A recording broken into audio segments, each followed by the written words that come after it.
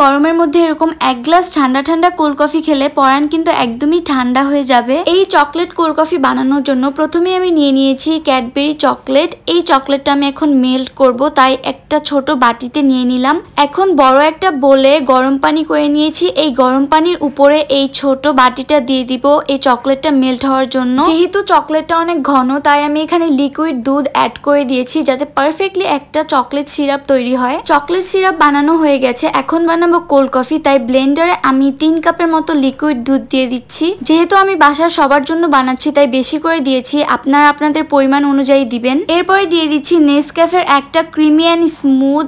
এখন আমি দিয়ে দিচ্ছি নেসক্যাফে ক্লাসিকের 2 চামচ কফি অ্যান্ড দেন আমি পরিমাণ মতো চিনি দিয়ে দিয়েছি। রেস্টুরেন্ট স্টাইলে যদি কফি খেতে চান তাহলে কিন্তু আপনারা অবশ্যই আইসক্রিম দিবেন। সো এখানে আমি চকলেট আইসক্রিম 1 স্কুপ দিয়ে দিলাম। ভালোভাবে ব্লেন্ড করে নিলাম। আর যেই জারটাতে সার্ভ করব সেই জারের চারো সাইডে চকলেট সিরাপ স্প্রেড করে দিচ্ছি ডেকোরেশনের জন্য।